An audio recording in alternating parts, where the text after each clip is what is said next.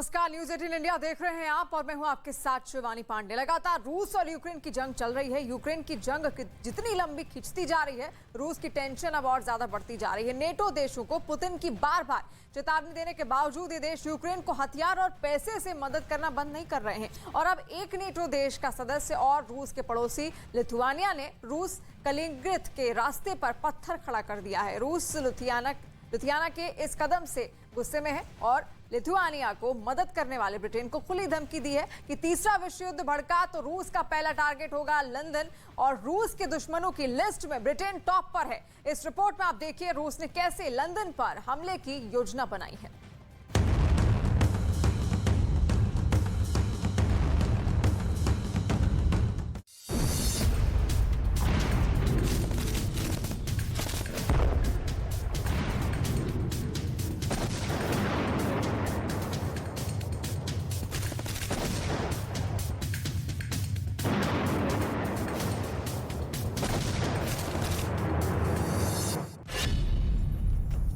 क्या तीसरा विश्व युद्ध होकर रहेगा?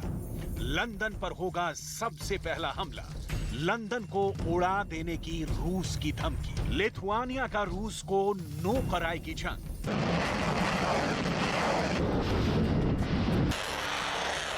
रूस यूक्रेन जंग में आग अब ब्रिटेन की राजधानी लंदन को भी झुलसाने लगी है। लंदन टारगेट पर है। रूस ने खुल्लम खुल्ला कहा है कि तीसरा विश्व युद्ध हुआ तो सबसे पहले डायरेक्ट अटैक लंदन पर करेंगे। पुतिन के टारगेट लंदन की इनसाइड स्टोरी की डिटेल में जाएं, उससे पहले पुतिन के बहुत खास रूस के ड्यूमा के सांसद एंड्रे गुरुल्योव की ब्रिटेन को धमकी सुन लीजिए। При проведении первой воздушно-космической операции будет снесена вся космическая группировка спутников противника.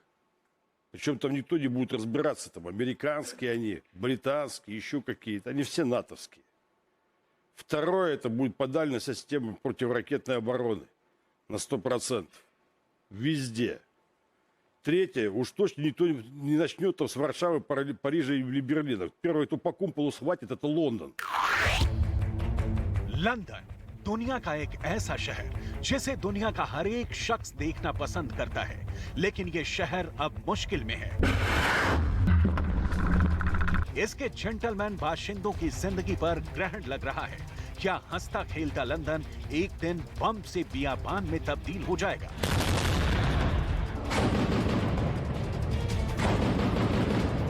रूस की माने तो यही होने वाला है, यही होकर रहेगा। Без сомнений, потому что предельно понятно, что угроза миру идет от англосаксов. В ходе стратегической операции по нанесению поражений критически важным объектам Западная Европа будет обесточена и обездвижена. Будут поражены все объекты энергетики, включая там топливо и все остальное. रूस लंदन पर हमला कर सकता है, तो इसकी प्लानिंग कैसे की गई होगी? कौन सा बम लंदन को बर्बाद करने के लिए रूस की सेना ने तैयार किया है?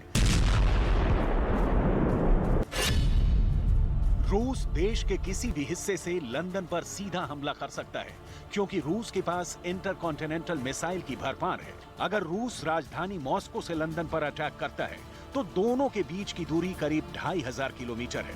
रूस के पास 3000 किलोमीटर तक मार करने वाली मिसाइलों की भरमार है। कैलेब्री missile, 9M72M GLCM, KH-101 ALCM,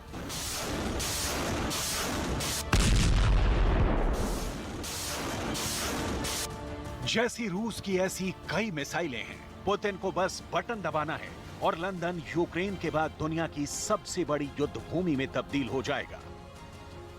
А вот на третьем этапе я посмотрю, как США будут рассказывать Западной Европе, как воевать в голоде, в холоде, без бензина и электричества. И вот тогда объясните, как это Соединенные Штаты останутся в стороне.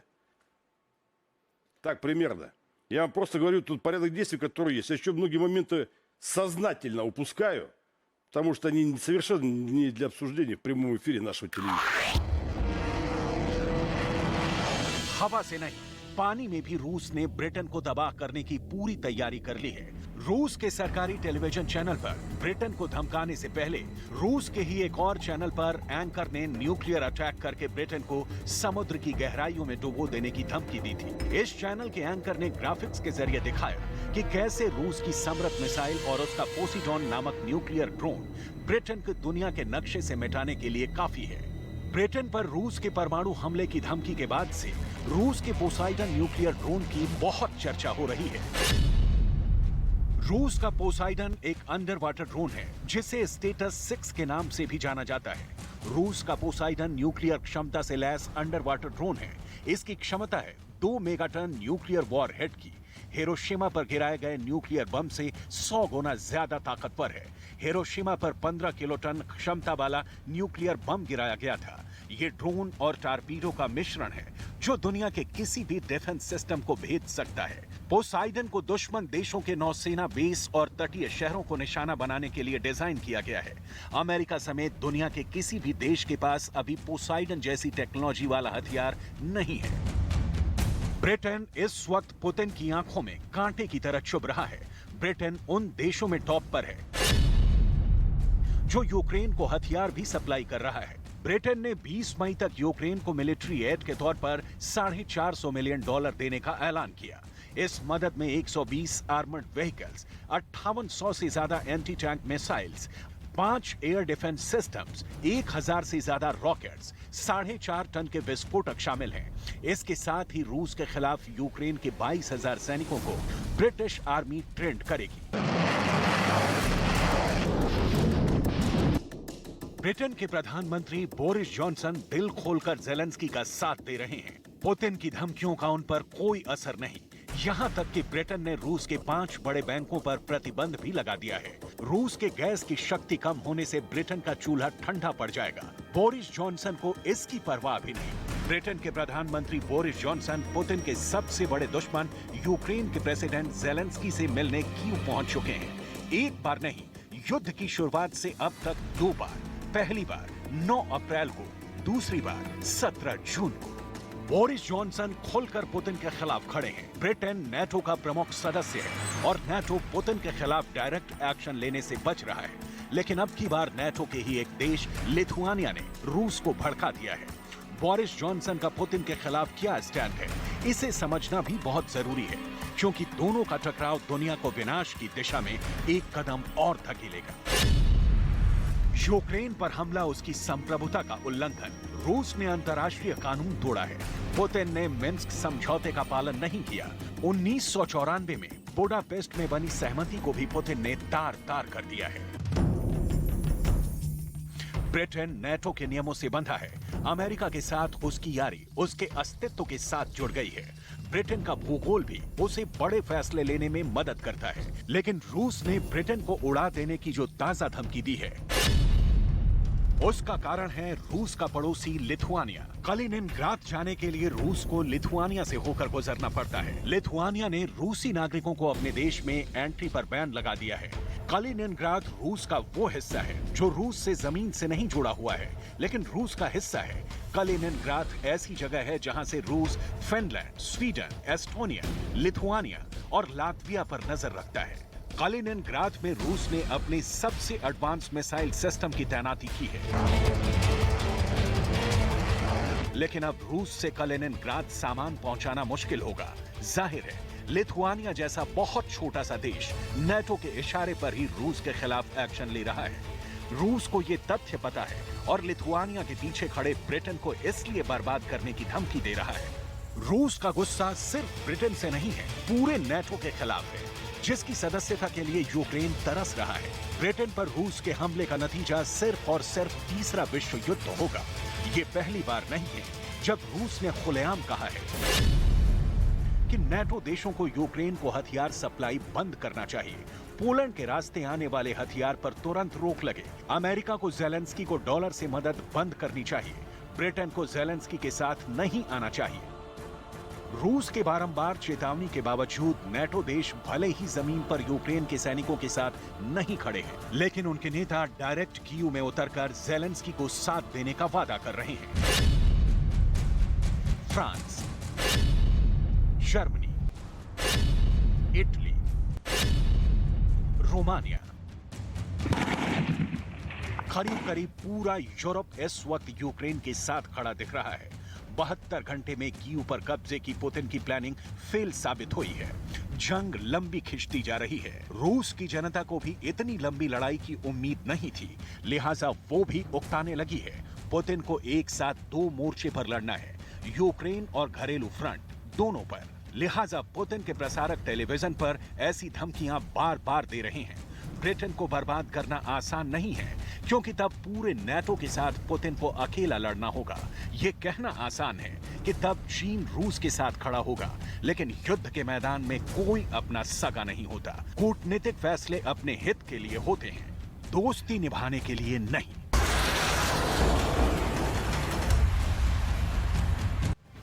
Putin ने यूरोप को परमाणु हमले की बहुत बड़ी वार्निंग दे दी है। पुतिन ने अपने सबसे खतरनाक मिसाइल को तैनात करने की बात कही है, जो अगर लॉन्च की गई तो लंदन को 3 मिनट में तबाह कर सकती है। पुतिन इस वक्त ज़ेलेंस्की की मदद करने वालों से बहुत गुस्सा हैं और इसीलिए उन्होंने एक नहीं बल्कि 2 मिसाइलों को तैनात करने का खुल्लम खुल्ला ऐलान कर दिया है। ये ज़ेलेंस्की और उनके दोस्तों पर डबल अटैक की तरह है, जिससे विश्व युद्ध जैसी धमकी के तौर पर देखा जा रहा है।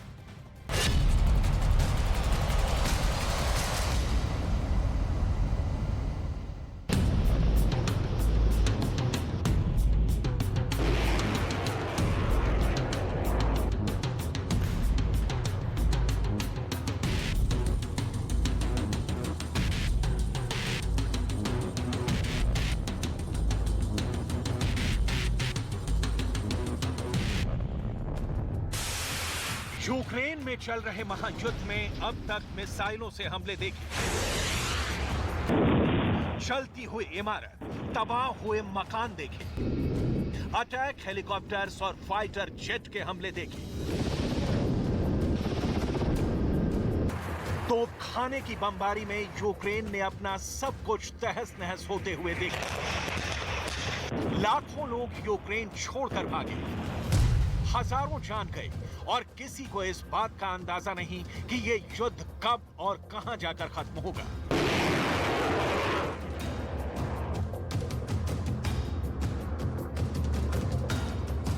क्योंकि जैसे जैसे लगता है कि युद्ध रुकने वाला है, एक और बड़े हथियार की एंट्री का ऐलान हो जाता है। इसलिए अब सांसें थाम कर देखिए, क्योंकि अब आ रहा है यूक्रेन के साथ अमेरिका और नाटो को डराने वाला सबसे बड़ा हथियार। Вооруженными силами Российской Федерации Владимир Владимирович Путин. व्लादिमीर पुतिन का ये इंटरनेशनल बॉस वाला रूप अब और खतरनाक होने जा रहा है, क्योंकि पुतिन ने 2 ऐसे हथियारों का जिक्र कर दिया है जिससे रूस के दुश्मनों में दहशत फैल गई है, जिसके बारे में सुनकर वॉशिंगटन डीसी से लेकर लंदन और नाटो के हेडक्वार्टर में सबकी रूह कांप रही होगी। यूरोप के कई देशों में इसे लेकर इमरजेंसी वाली मीटिंग हो रही होगी। ये हथियार है रूस के सबसे खतरनाक S-500 एयर डिफेंस सिस्टम और RS-28 सरमत इंटरकॉन्टिनेंटल बैलिस्टिक मिसाइल, जिसे शैतान भी कहा जाता है। ये दोनों मिसाइल रूस के दुश्मनों का सबसे बड़ा खतरा मानी जा रही हैं, जो न सिर्फ नाटो की बढ़ती ताकत पर ब्रेक लगाएंगी, बल्कि लॉन्च होने के बाद ये पूरे यूरोप का हश्र हिरोशिमा जैसा कर सकती हैं। देखिए पुतिन ने इन 2 हथियारों के बारे में दुनिया को कैसे वार्निंग दी है। Помимо уже испытанного на поле боя нового оружия, войска начали поступать не имеющие аналогов в мире комплексы противовоздушной и противоракетной обороны С-500. Проведено успешное испытание тяжелой межконтинентальной баллистической ракеты «Сармат». Планируется, что уже в конце года первый такой комплекс встанет на боевое дежурство. अब सवाल है कि क्यों S-500 और RS-28 सरमत मिसाइल को पुतिन की बहुत बड़ी धमकी समझा जा रहा है। RS-28 के टारगेट पर कौन हो सकते हैं, ये समझने से पहले देखिए अप्रैल में टेस्ट की गई इस मिसाइल का वीडियो। कैमरा बंद, कैमरा 2, कैमरा 3, कैमरा 4, कैमरा 5। ये रूस का वो पैकेज है जिसे अमेरिका को काउंटर करने के लिए सबसे बड़ा और आधुनिक हथियार बताया जाता है। इसे नेटो और अमेरिका भी अपने लिए शैतान मानते हैं। RS-28 सरमन, इसकी रेंज 10,000 किलोमीटर से भी ज्यादा है। यानी मॉस्को से अगर लॉन्च की गई तो इस मिसाइल से लंदन को भी टारगेट किया जा सकता है। इस मिसाइल से पेरिस को भी निशाना बनाया जा सकता है। इस मिसाइल से यूरोप के किसी भी शहर को तबाह किया जा सकता है। और अमेरिका में तो यह मिसाइल न्यूयॉर्क तक हमला कर सकती है।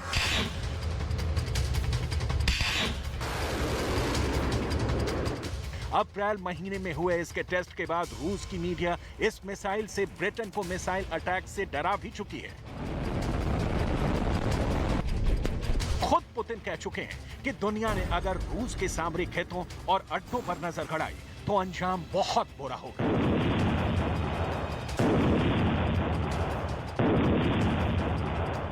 रूस इस वक्त यूक्रेन पर छोटी दूरी की मिसाइलों से ही हमला कर रहा है। इसमें उसकी क्रूज मिसाइल भी है और इस्कंदर जैसी कम दूरी की बैलिस्टिक मिसाइल भी है और इनका इस्तेमाल बहुत ही गुणा भाग करके किया जा रहा है ताकि बड़ी आबादी को नुकसान ना पहुंचे। देखा जाए तो रूस ने यूक्रेन में अपने बहुत से हथियारों का इस्तेमाल किया है, लेकिन अब भी रूस ने अपने टॉप ऑफ द लाइन हथियार यूक्रेन में नहीं उतारे। जिन वेपन सिस्टम का भी इस्तेमाल हो रहा है वो रूस के लिहाज से प्रीमियम कैटेगरी के हथियार नहीं माने जाते हैं। हालांकि अब पुतिन ने बहुत साफ साफ कह दिया है कि वो अपनी फौज को सबसे बेहतर हथियार से लैस करेंगे। Дальше развивать и укреплять наши вооруженные силы с учетом потенциальных военных угроз и рисков на основе уроков современных вооруженных конфликтов, совершенствовать их боевой состав. Среди приоритетных направлений – оснащение войск новыми системами вооружения, которые будут определять боеспособность армии и флота в ближайшие годы и десятилетия. पुतिन की शानो शौकत रूस की पावर में है। पुतिन जानते हैं कि उनकी हैसियत रूस की मिलिट्री पावर से है। पुतिन जो कहते हैं दुनिया बहुत ध्यान से सुनती है। पुतिन जो कहते हैं उसके मायने यूरोप और अमेरिका की सुरक्षा को लेकर गहराई तक लगाए जाते हैं। इसलिए यूक्रेन युद्ध के बीच नए नए हथियारों का जिक्र पुतिन ऐसे ही नहीं कर रहे। इसका बड़ा मतलब है। इसलिए सवाल ये भी है कि क्या पुतिन ही रूस के सबसे खतरनाक हथियार हैं? क्या पुतिन ही रूस के दुश्मनों के लिए सबसे बड़ा चैलेंज है? क्या पुतिन को रोक पाना अमेरिका और नेटो के लिए अब असंभव है? Говорив про те, що ми впевнені, що Російська Федерація не зупиниться на нашій території, на території України, тому що вона бачить всю територію, колишню територію Радянського Союзу, як свою, як територію Російської Федерації. यूक्रेन युद्ध को लेकर पुतिन के तेवर इस वक्त देखने लायक हैं। रूस अब भी बहुत मजबूत है, ये दिखाने का वो कोई मौका नहीं छोड़ रहे। और उन्हें जहां भी लगता है कि पश्चिमी देश रूस पर हावी होने की कोशिश कर रहे हैं, तो वो अपनी स्टेटमेंट में ऐसी बातें कह जाते हैं जो नाटो का बना बनाया खेल और प्लान बिगाड़ देती है। Сегодняшние офицеры и солдаты России – наследники поколения победителей, внуки и правнуки героев Великой Отечественной самоотверженно сражаются за Родину, за наш народ. Ведут борьбу с международными террористами в Сирии, защищают Донбасс от неонацистов, отстаивают мир и безопасность для нашего народа, право России на суверенное развитие. Мы гордимся, что в ходе специальной военной операции наши бойцы действуют мужественно, профессионально, как настоящие герои.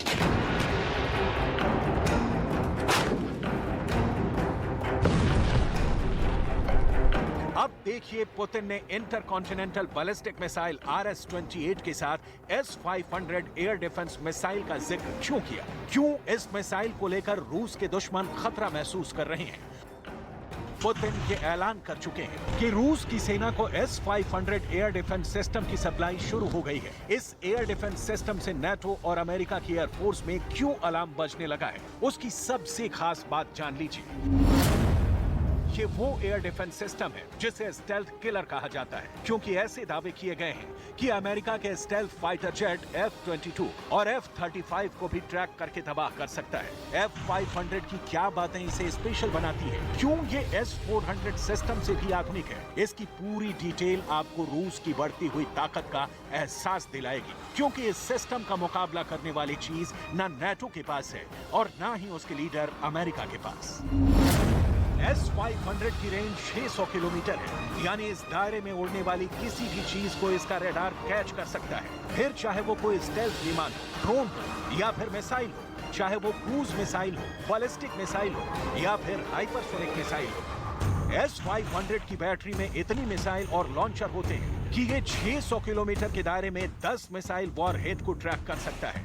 आप इस सिस्टम की खासियत इस तरह समझ सकते हैं कि अगर मिसाइल की रफ्तार 1 सेकंड में 7 किलोमीटर भी होगी, तब भी S-500 का ट्रैकिंग रडार उसे कैच कर लेगा। यानी ये एयर डिफेंस सिस्टम अनबीटेबल है और इससे पार पाना नाटो और अमेरिका के लिए नामुमकिन नहीं तो आसान नहीं रहने वाला। यूक्रेन की एयरफोर्स तो पहले ही तबाह हो चुकी है। ऐसे में अगर पुतिन S-500 को अपने बॉर्डर के आसपास तैनात करते हैं तो उसका सबसे बड़ा रोल नाटो के एयर अटैक को रोकना होगा। हालांकि इससे कमतर माना जाने वाला S-400 सिस्टम का भी पुतिन ने कोई खास इस्तेमाल नहीं किया है। फिर भी पुतिन यूक्रेन में फुल पावर सुप्रीमेसी का मजा ले रहे हैं। लेकिन दूसरा सच ये भी है कि जमीन पर पुतिन को बड़ा नुकसान हुआ है। उनके टैंक से लेकर बख्तरबंद गाड़ियों तक ज़ेलेंस्की ने रूस की फौज को बहुत बड़े-बड़े झटके दिए हैं। इसलिए वो अब भी नाटो से नए हथियार मांग रहे हैं ताकि यूक्रेन इस युद्ध में बना रहे। Чергова хвиля енергетичного тиску, чергові порції брехні російських посадовців щодо продовольчої кризи – все це аргументи, щоб погодити 7-й пакет санкцій. रूस अब यूक्रेन के युद्ध से भी सबक ले रहा है और यूक्रेन में उसे जहां जहां नाकामी हाथ लगी है, उसके मुताबिक वो अपनी डिप्लॉयमेंट वाली स्ट्रेटजी भी बदलेगा। ऐसे पूरे आसार हैं। Очередную череду испытаний. И все мы знаем, как внимательно весь мир и наша страна относятся к тому, что происходит в гражданской сфере. Да, ограничения есть, да, они преодолеваются по-разному, но они точно преодолеваются и будут преодолены. कुल मिलाकर रूस की फौज बड़े खास हथियारों से लैस होने जा रही है, जिसकी रेंज अनलिमिटेड कही जा सकती है। रूस की सेना में बड़े पैमाने पर S-500 एयर डिफेंस सिस्टम तैनात होने जा रहे हैं, तो इंटरकॉन्टिनेंटल बैलिस्टिक मिसाइल सरमत को भी इस साल के आखिर तक पूरी तरह ऑपरेशनल कर लिया जाएगा।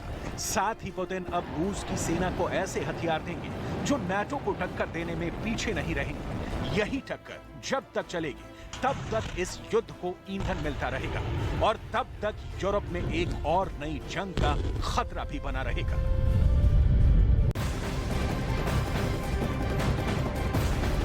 इस वक्त की बड़ी खबर सामने आ रही है यूक्रेन से, जहां सेवेरोडोनेस्क पर रूसी सेना ने पूरी तरह से कब्जा कर लिया है। खुद सेवेरोडोनेस्क के मेयर ने कबूल किया है कि रूसी सेना ने सेवेरोडोनेस्क पर कब्जा कर लिया है। इसके अलावा लिसिचांस्क में भी रूसी सेना के घुसने की खबर आ रही है, जहां रूस और यूक्रेन के सैनिकों के बीच सीधी जंग शुरू हो गई है। उधर अजोत प्लांट पर भी रूस ने कब्जा कर लिया है। तो सेवेरोडोनेस्क का वो इलाका जहां पर कब्जा कर लिया है रूसी सेना ने।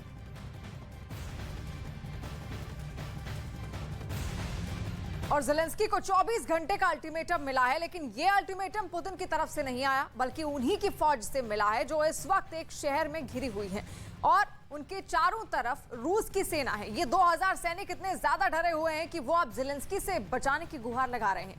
रिपोर्ट यह है कि पुतिन के वफादार और सबसे खूंखार चेचन कमांडर रमजान कादिरोव ने सेवेरोडोनेस्क में जीत का ऐलान कर दिया है। डोनबास की जंग में ज़ेलेंस्की बैकफुट पर है और ऐसे में क्या अब ये मान लिया जाए कि ज़ेलेंस्की की हार फाइनल है?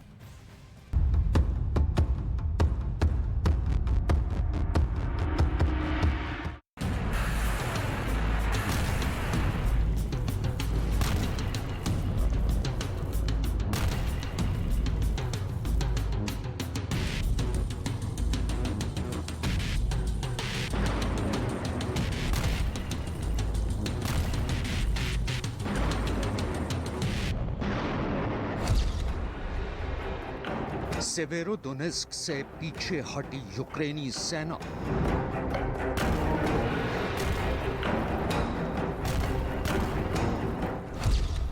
ज़ेलेंस्की के 2000 हिटमैन घिर गए।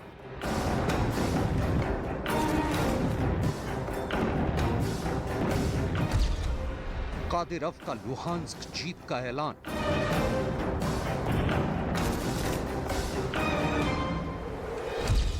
ज़ेलेंस्की की हार फाइनल है।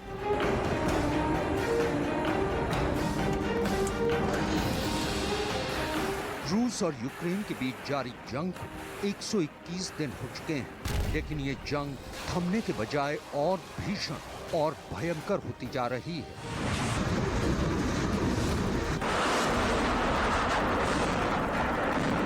फिलहाल रूस का फोकस डॉनबास प्रांत पर कब्जा करने का है, लिहाजा डॉनबास के लुहांस्क और दोनेत्स्क इलाके के कई शहरों और गांवों में रूस और यूक्रेन की सेनाओं के बीच आमने सामने की जंग चल रही है।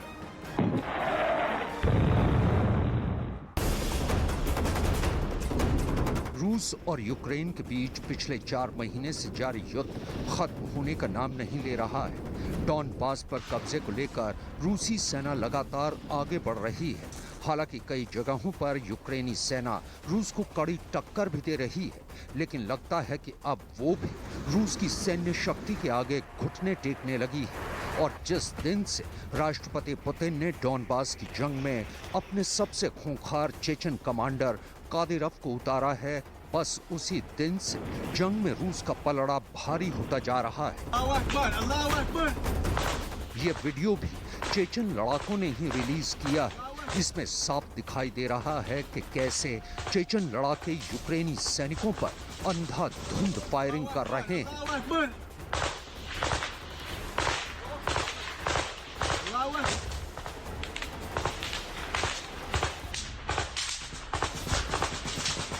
सकती है।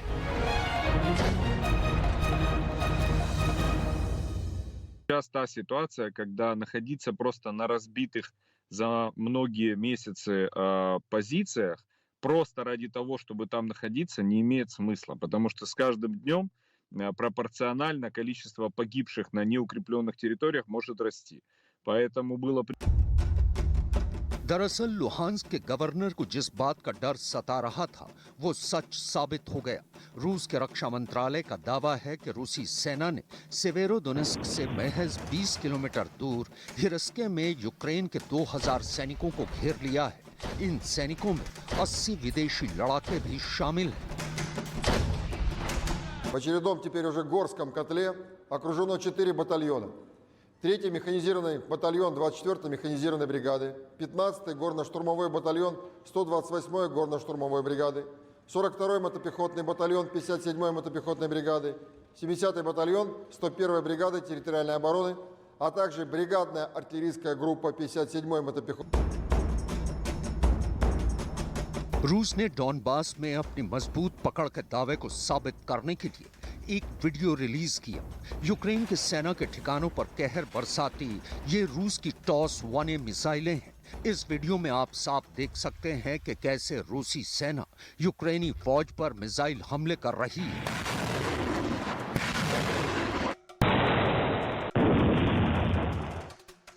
चार महीने से जारी जंग की हकीकत भी अब धीरे धीरे सामने आ रही है। हकीकत ये है कि जंग में यूक्रेन को भी भारी नुकसान उठाना पड़ रहा है और हालात ये हैं कि ज़ेपोरिज़िया में महिलाओं ने रूस की सेना के खिलाफ हथियार उठाने शुरू कर दिए हैं। ये एक ऐसे ही ट्रेनिंग कैंप की तस्वीरें हैं जिसमें महिलाएं हथियार चलाने की ट्रेनिंग ले रही हैं।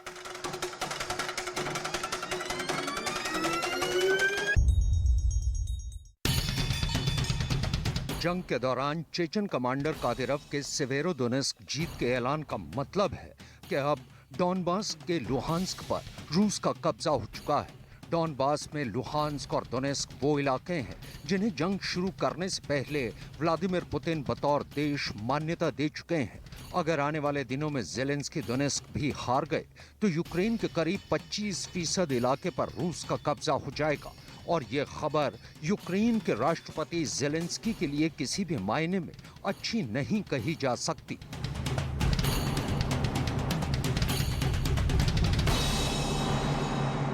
रूस की बमबारी से तबाह हुए घर और मलबे में दबी बेगुनाह लोगों की लाशें, यूक्रेन जंग को कवर कर रहे दुनिया भर के मीडिया के कैमरे जिस तरफ घूमते हैं, बस उसी तरफ बर्बादी और मातम के निशान नजर आते हैं।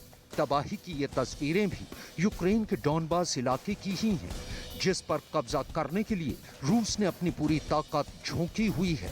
दरअसल मारियुपोल शहर पर कब्जे के बाद सेवेरोडोनेस्क जंग में रूसी सेना की जीत का मतलब है कि उसके हाथ एक बड़ी कामयाबी लगी है। और जिस तरह पूर्वी यूक्रेन की जंग में रूस का पलड़ा भारी होता जा रहा है, उसका मतलब ये है कि ज़ेलेंस्की जंग हार रहे हैं।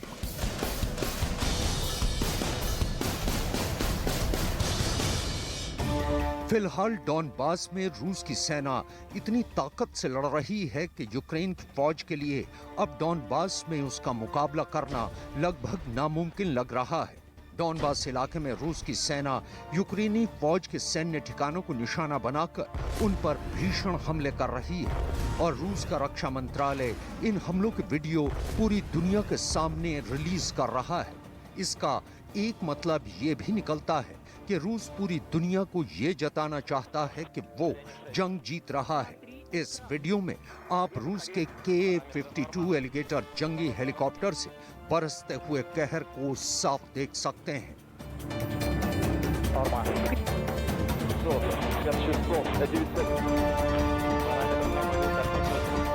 खार्किव में भी रूसी सेना के हमलों का सिलसिला बदस्तूर जारी है। रूसी सेना के ऐसे ही एक हमले में खार्किव का पॉलिटेक्निक स्पोर्ट्स क्लब तबाह हो गया।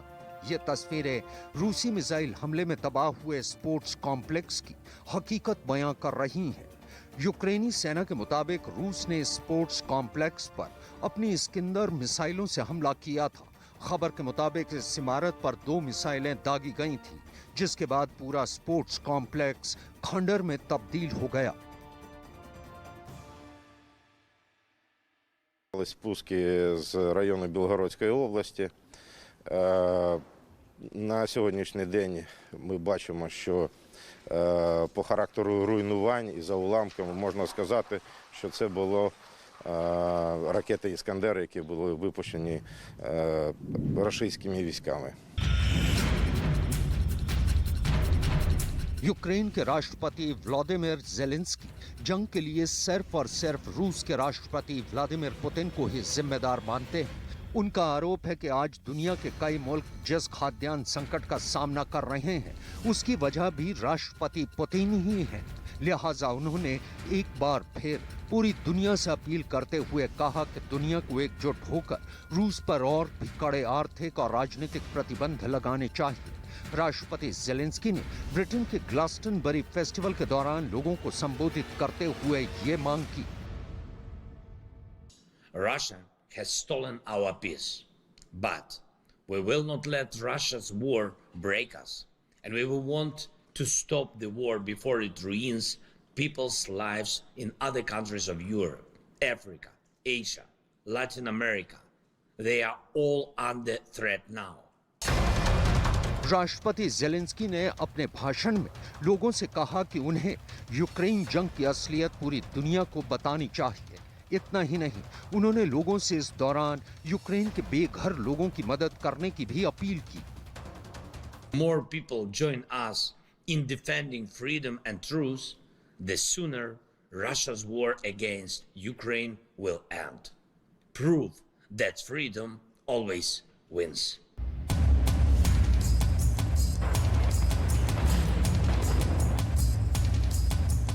यूक्रेन का डॉनबास का इलाका फिलहाल बम धमाकों की गूंज से थर्रा रहा है। खबर के मुताबिक राष्ट्रपति पुतिन जल्द से जल्द डॉनबास पर कब्जा करना चाहते हैं। लिहाजा उन्होंने अपने सबसे खास कमांडर रमजान कादिरोव को डॉनबास की जंग में उतार दिया है। दूसरी तरफ यूक्रेन रूस को रोकने की पूरी कोशिश कर रहा है, लेकिन अब वो भी ये बात कबूलने लगा है कि डॉनबास में रूसी फौज धीरे धीरे उस पर हावी होती जा रही है। राष्ट्रपति ज़ेलेंस्की का आरोप है कि रूस की बेवजह की इस जंग में रोजाना उसके सैकड़ों सैनिक मारे जा रहे हैं।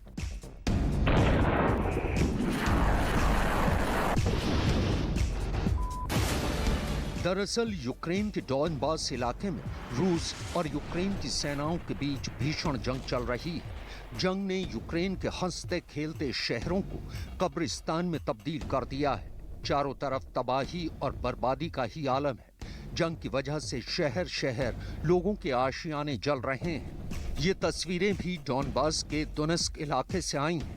जंग की आग अपने आगोश में आने वाली हर शहर का वजूद जलाकर खाक कर देती हैं और आज की तारीख में यूक्रेन उसकी सबसे बड़ी मिसाल बन चुका है।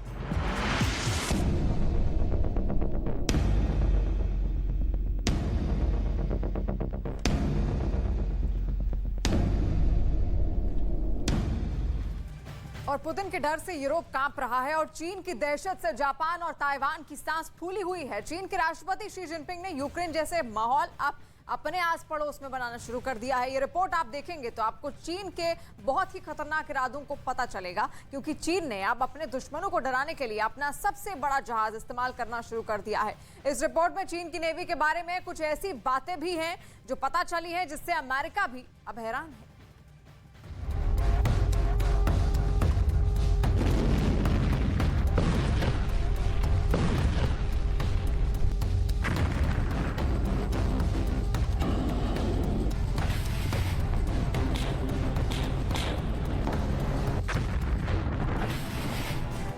जिस जहाज पर जिनपिंग को सबसे ज्यादा गुरूर है वो जापान का चक्कर लगाकर आया है, या कहें कि जिनपिंग ने जापान के साथ अमेरिका को भी धमकाया है।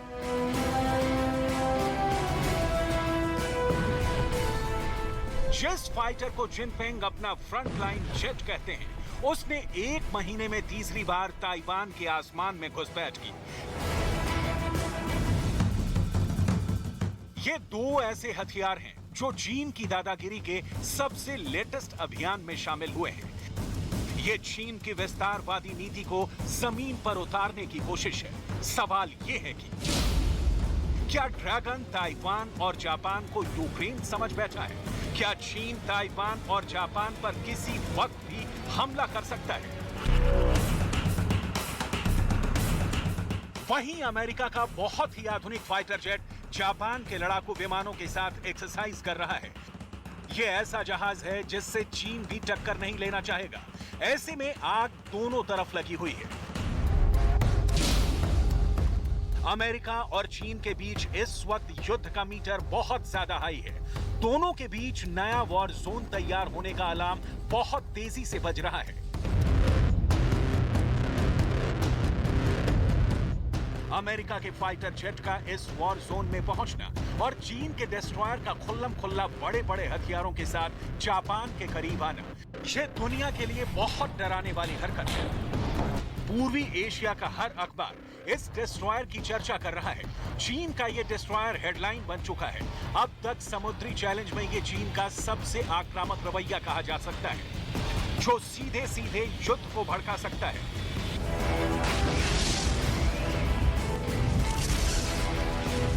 अपने सबसे बड़े डिस्ट्रॉयर को जापान के आसपास घुमाकर शी जिनपिंग क्या करना चाहते हैं, इसकी डिटेल आपको इस रिपोर्ट में मिलेगी। साथ ही समंदर में जिनपिंग के अधर्मी इरादों की कलई भी खोलेगी, क्योंकि प्रशांत महासागर में युद्ध भड़काने का इससे बड़ा तरीका चीन ने अब तक नहीं आजमाया था। अब देखिए, जापान के साथ ताइवान को लेकर चीन फिर से युद्ध वाला बटन दबाने के लिए क्यों बेकरार है।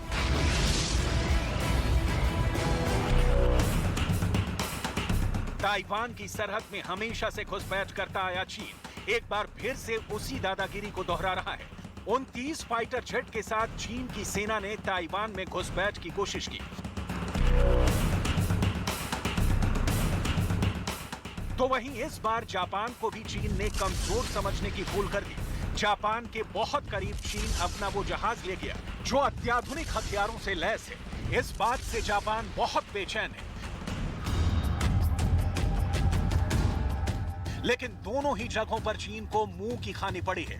सख्त जुबान और गर्म लहजे में दोनों देशों ने जिनपिंग की सेना को चिताया है कि ऐसी बदतमीजी बर्दाश्त नहीं की जाएगी। दरअसल पिछले 1 महीने में आसमान से समंदर तक चीन की ताबड़तोड़ कोशिशें देखने को मिली हैं, जहां चीन के फाइटर जेट ताइवान की सीमा में आंख दिखाकर लौटे हैं। पिछले 1 महीने में चीन ने ताइवान में तीसरी बार घुसपैठ की। चीन ने इसके लिए अपने सबसे शार्प कहे जाने वाले विमानों का सहारा लिया। उन 30 लड़ाकू विमानों के साथ डर का वो माहौल तैयार किया जिससे ताइवान की जमीन हिल जाए। चीन ऐसा अक्सर करता आया है और फिर डंके की चोट पर कर रहा है।